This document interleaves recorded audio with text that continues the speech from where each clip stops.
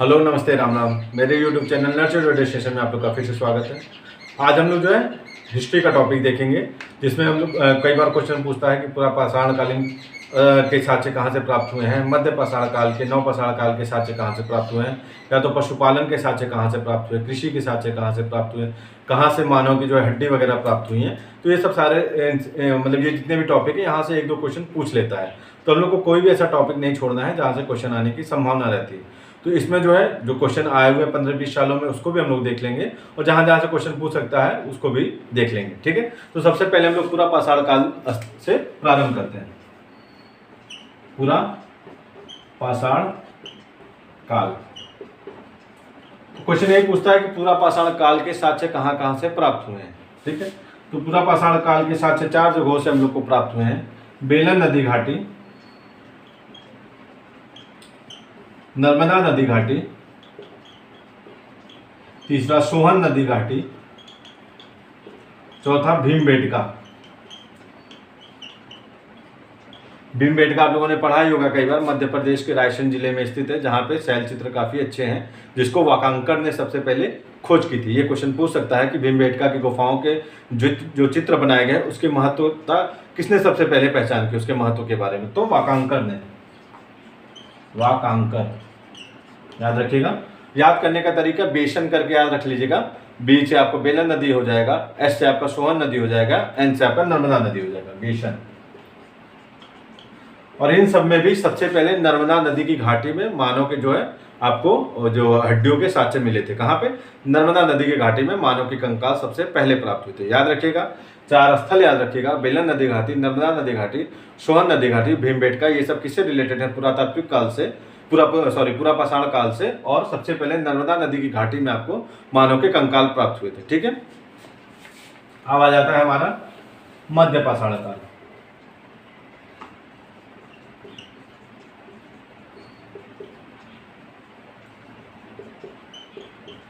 मध्य पाषाणकालीन स्थल के मध्य पाषाण काल के जो साक्ष्य कहाँ कहाँ से प्राप्त हुए हैं, वो हमारे कहाँ से हुए हैं? एक तो राजस्थान के बागौर से और एमपी के आजमगढ़ से। ठीक है, यहां से क्या प्राप्त हुए? मध्य पाषाण काल में सबसे पहले क्वेश्चन ये पूछता है कि पशुपालन के साक्ष्य किस काल में प्राप्त हुए? तो पशुपालन के जो साक्ष्य है वो मध्य पाषाण काल में सबसे पहले प्राप्त हुए हैं, पूरा पाषाण काल में नहीं, आपके मध्य पाषाण काल में। तो पशुपालन के साक्ष्य सबसे पहले कहाँ प्राप्त हुए?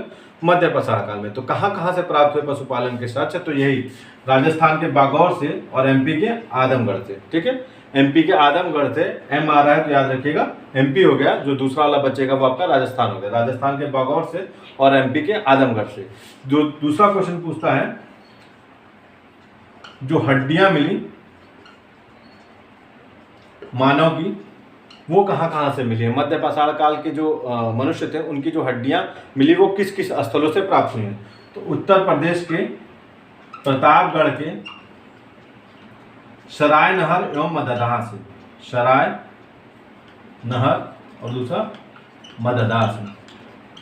ठीक है, तो जो आदमियों के जो कंकाल प्राप्त हुए हैं मध्य पाषाण काल के, वो किस स्थल से प्राप्त हुए हैं? तो उत्तर प्रदेश के प्रतापगढ़ के सराय नहर और मददहा से। ठीक है, और दूसरा जो पशुपालन के साक्ष्य कहाँ से प्राप्त हुए? राजस्थान के बागौर से और आपका एमपी के आजमगढ़ से। ठीक है, तीसरा जो क्वेश्चन पूछता है नव पाषाण काल के साक्ष्य। तो नव पाषाण काल का सबसे पहला साक्ष्य उत्तर प्रदेश के टोंस नदी में मिला। कहां पे? टोंस नदी। और सबसे पहले इसको खोजा किसने? लेंसुरियर ने। ठीक है, उत्तर प्रदेश के टोंस नदी में सबसे पहले नव पाषाण कालीन साक्ष्य मिला, और इसको खोजा किसने था? लेंसुरियर ने। ठीक है, और क्या क्वेश्चन इससे पूछता है नव पाषाण कालीन से? और कौन से स्थल हैं? बुर्जहोम एवं गुफर काल। ठीक है, आपने सुना ही होगा बुर्जहोम और गुफकराल। ये दोनों स्थलों से भी नव पाषाण काल के जो है साक्ष्य मिले हैं। बुर्जहोम कहाँ स्थित है? जम्मू कश्मीर में है, जहाँ पे गर्त आवास मिले हैं। ठीक है, मतलब गड्ढे में आवास मिले हैं। और दूसरा इसमें क्या मिला था? आदमी के साथ जो है कुत्ते का कंकाल मिला था। आदमी के 7 कुत्ते का कंकाल। ये क्वेश्चन पूछ चुका है कि कौन सा ऐसा स्थल है जहां से आदमी के साथ जो है कुत्ते का कंकाल पाया गया था, तो बुलजोम में। और ये कहाँ स्थित है? जम्मू कश्मीर में स्थित है। ये सभी किससे रिलेटेड है? तो नवपाषाणकालीन स्थल है ये सब, ठीक है। और जो क्वेश्चन पूछता है कि दक्षिण भारत का कौन सा ऐसा स्थल है कि जो नवपाषाणकालीन स्थल से जुड़ा हुआ है? दक्षिण भारत का कर्नाटक का बेल्लारी एकमात्र ऐसा स्थल है जहां पे नवपाषाण काल के जो है साक्ष्य पाए जाते हैं, कर्नाटक के बेल्लारी में,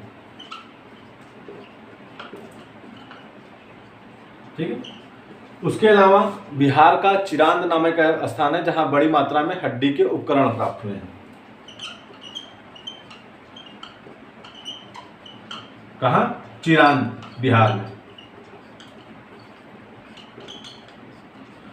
जो टोंस नदी था उसमें भी नवपाषाण काल के प्रस्तर के उपकरण प्राप्त हुए हैं। जैसे उपकरणों को किस प्रकार से विभाजित किया जाता था, जैसे जो पूरा पाषाण काल में थे वहाँ पे जो उपकरण थे नुकीले नहीं थे, बड़े थे। इसी हिसाब से जैसे जैसे आदमियों की जो है बुद्धि क्षमता बढ़ती गई, उसी प्रकार से जो है उनके हथियार थे उतने ही शार्प और उतने ही नुकीले वगैरह होते गए। इसी आधार पर जो है जो उपकरण थे उनका वर्गीकरण किया गया, ठीक है। और जितने भी उपकरण पाए गए हैं, तो हड्डी का उपकरण कहाँ से पाया गया है? बिहार के चिरांद से।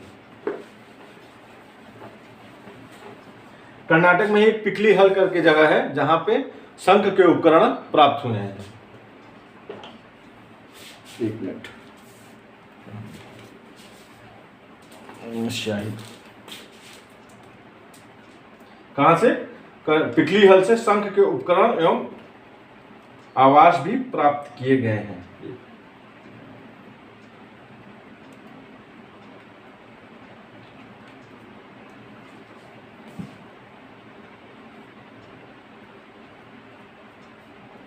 ठीक है, कहां से? पिकली हल से शंख के उपकरण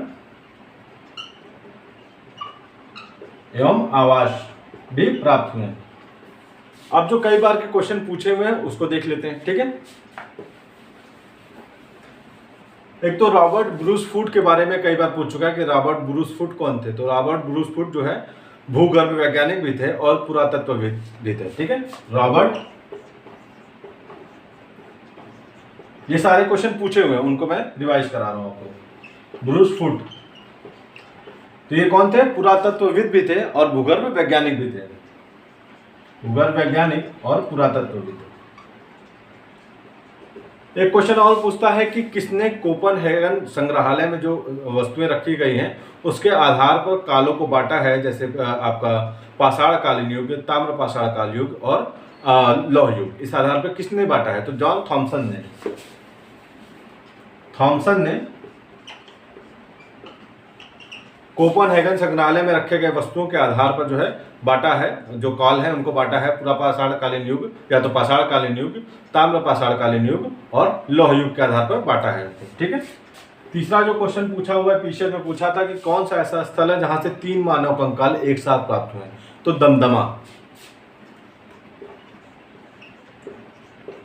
दमदमा वो स्थल है जहां पे 3 मानव कंकाल एक साथ प्राप्त हुए। इसके अलावा लोथल वगैरह भी हैं, लेकिन वहां पे युगल समाधियां पाई गई हैं, लेकिन दमदमा में 3 समाधियां एक साथ पाई गई थी, ठीक है। चौथा क्वेश्चन जो ये पूछा है कि विंध्य क्षेत्र का कौन सा ऐसा स्थल है जहां पर सबसे ज्यादा जो है मानव कंकाल प्राप्त किए गए हैं। तो लेखैया विंध्य क्षेत्र का ऐसा स्थल है जहां पे सर्वाधिक मात्रा में मानव कंकाल प्राप्त हुए हैं। एक क्वेश्चन और पूछता है कि आपका सबसे पहले जो है कृषि के साथ से कहाँ से प्राप्त हुए। मेहरगढ़, अगर लहुरा देव ऑप्शन में नहीं है तब तो आपको मेहरगढ़ मानना है, अगर लहुरा देव ऑप्शन में है तो आपको लहुरा देव ही ऑप्शन में मानना है। तो सर्वाधिक प्राचीनतम कृषि साक्ष्य कहाँ से मिला है?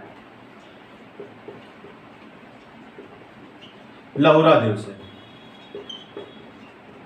ठीक है। याद रखिएगा, अगर पूछेगा सर्वाधिक प्राचीनतम कृषि साक्ष्य कहां से मिला है तो लहुरा देव से। अगर लहुरा देव ऑप्शन में नहीं है तभी मेहरगढ़ मानना है, अगर लहुरा देव और मेहरगढ़ दोनों है तो पहले लहुरा देव को मानना है, ठीक है।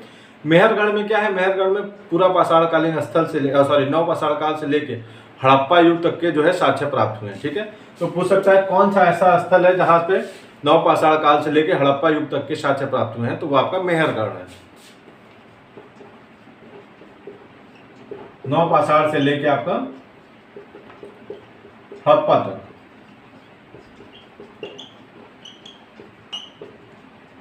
साक्ष्य यहां से प्राप्त हुए हैं। दूसरा क्वेश्चन ये पूछता है कि मानव ने सबसे पहले कौन सा अनाज को उगाया, तो जौ को। ठीक है, किसको उगाया, जौ। अगला क्वेश्चन ये है कि कौन सा इलाहाबाद का ऐसा क्षेत्र है जहां से चावल के प्राचीनतम साक्ष्य प्राप्त हुए, चावल के दाने उगाने के, तो इलाहाबाद का कुलडीहिवा क्षेत्र है जहां से चावल के दाने के साक्ष्य प्राप्त हुए हैं।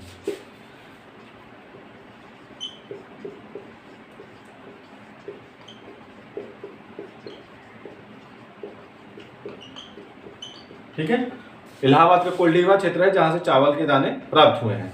और क्या पूछता है इसमें, भारतीय पुरातत्वविद का जनक किसको कहा जाता है, तो कनिंघम को।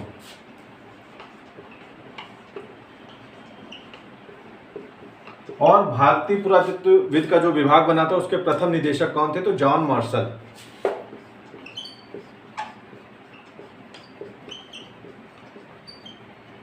और राष्ट्र क्या है, राष्ट्रीय मानव संग्रहालय कहाँ स्थित है, तो भोपाल में।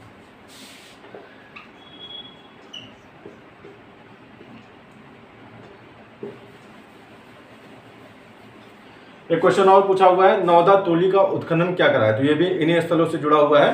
तो नौदा टोली का उत्खनन किसने कराया है, संकालिया ने। और ये कहाँ पे है नौदा टोली, एमपी में। ठीक है, तो इससे रिलेटेड जितने क्वेश्चन बनते थे और जो क्वेश्चन पूछे जा चुके हैं, सारे क्वेश्चन एग्जाम में पूछे जा चुके हैं। इन सबको रिवाइज कर लीजिएगा क्योंकि इनसे क्वेश्चन जो है पूछने की संभावना रहती है। एक दो क्वेश्चन यहाँ से पूछ जरूर लेता है, 5-10 मिनट लगेगा आपको, इसको रिवाइज जरूर कर लीजिएगा। ठीक है, थैंक यू।